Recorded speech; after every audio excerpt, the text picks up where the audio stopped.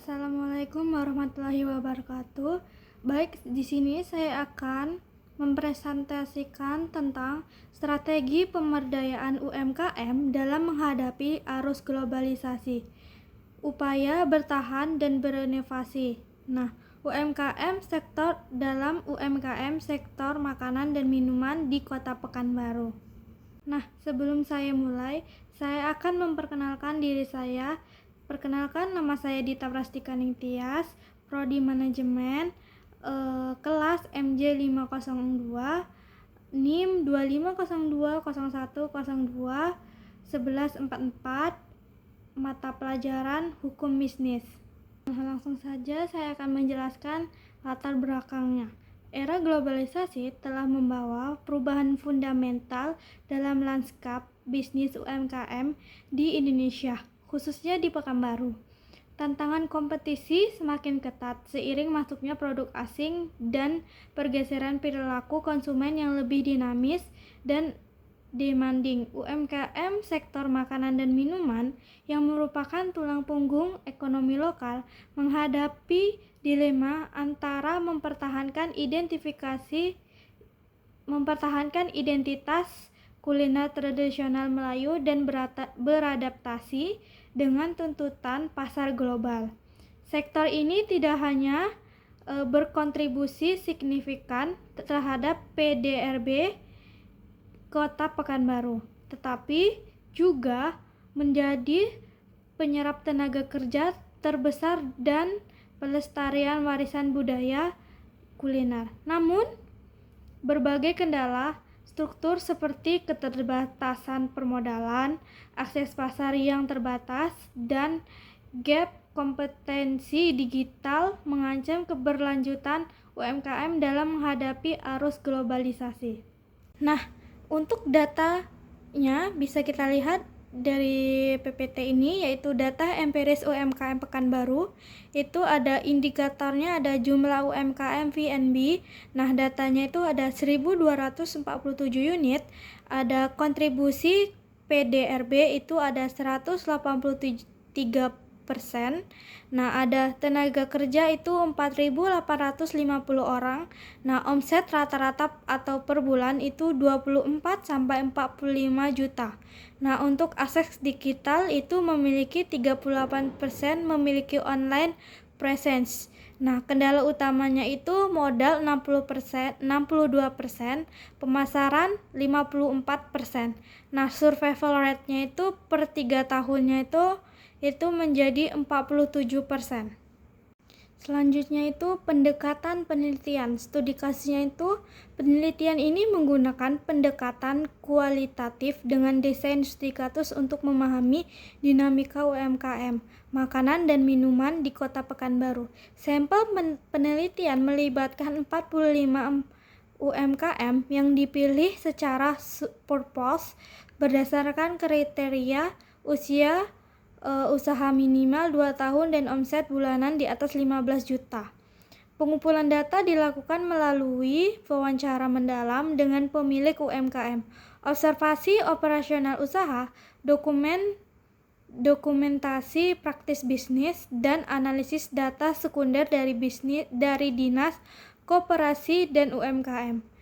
Periode penelitian berlangsung dari Januari hingga Oktober 2024.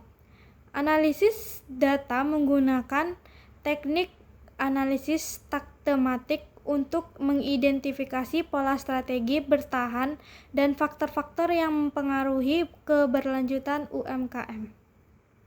Untuk kajian teorinya itu, penelitian ini menggunakan 4 teori utama, yaitu pertama ada research based view, itu Barner tahun 1991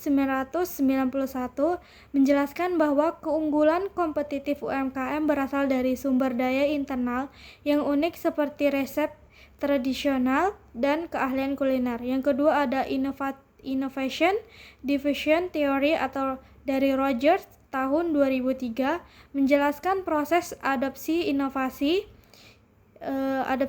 yang mempengaruhi oleh karakteristik inovasi dan sistem sosial UMKM.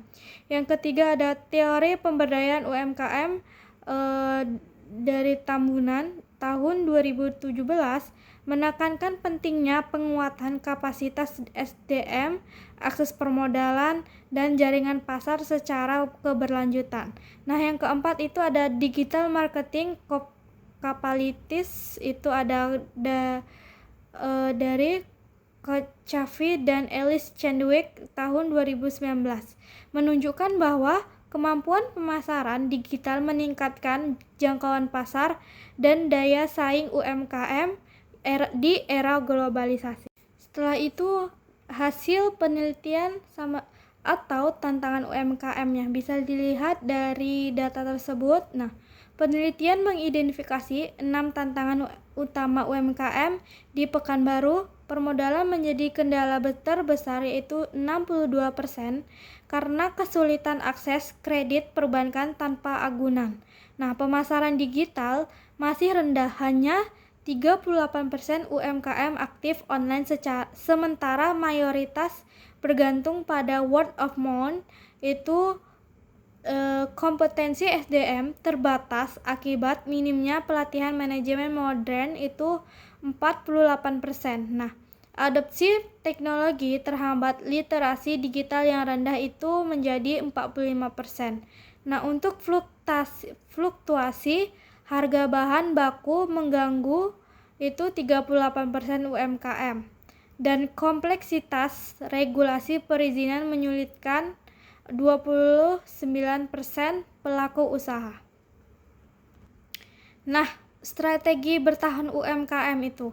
UMKM di Pekanbaru mengembangkan 4 strategi bertahan yang efektif. Yang pertama ada diferensiasi produk dengan mengangkat kuliner lokal Melayu dalam bentuk fusion food yang menarik konsumen milenial. Yang kedua ada kolaborasi komunitas melalui asosiasi UMKM untuk meningkatkan bargaining power dalam negosiasi bahan baku dan pemasaran bersama. Nah, yang ketiga itu adopsi teknologi digital menggunakan platform seperti GoFood, GrabFood, dan media sosial untuk memperluas jangkauan pasar.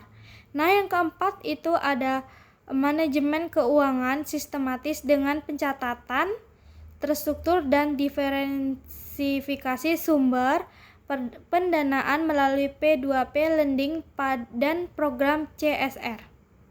Nah, untuk inovasi dan pemberdayaannya itu jenis inovasi yang diterapkan bisa kita lihat gambar tersebut. Itu ada payment 35, delivery system 43, packaging 47, digital marketing 52, inovasi produk ada 68.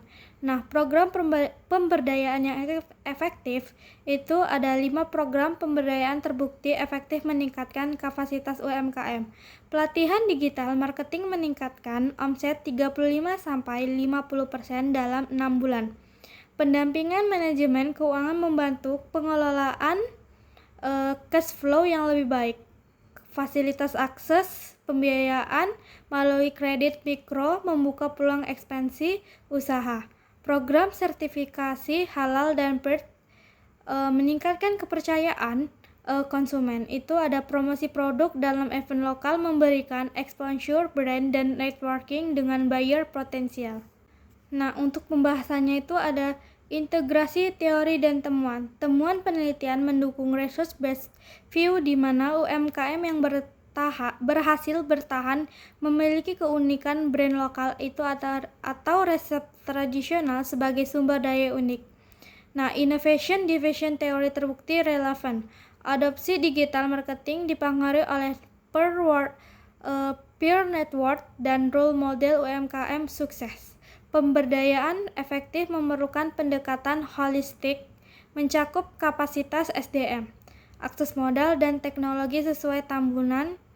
Nah, untuk analisis kritisnya itu ada pertama kesenjangan digital, yaitu mayoritas UMKM masih tertinggal dalam adopsi teknologi karena literasi digital rendah dan keterbatasan modal investasi teknologi.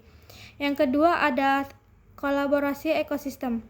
UMKM yang bergabung dalam komunitas atau asosiasi menunjukkan resiliensi 2,5 kali lebih tinggi dibanding yang beroperasi sendiri. Yang ketiga ada peran pemerintah. Program pemberdayaan perlu lebih target dan berkelanjutan, bukan sekedar pelatihan one set yang minim follow up. Nah, untuk kesimpulannya, UMKM makanan dan minuman di Pekanbaru menghadapi tantangan permodalan, pemasaran, dan SDM dalam era globalisasi.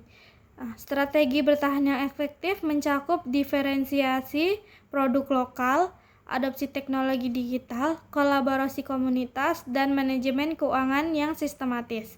Nah, inovasi produk dan pemasaran digital menjadi kunci daya saing. Pemberdayaan memerlukan sinergi antara pemerintah, akademis, dan sektor swasta untuk keberlanjutan UMKM. Nah, untuk rekomendasi, pemerintah perlu menyediakan kredit mikro tanpa agunan dan program pelatihan digital berkelanjutan. UMKM disarankan bergabung dengan asosiasi untuk meningkatkan bargaining power dan berinvestasi pada teknologi serta branding produk lokal.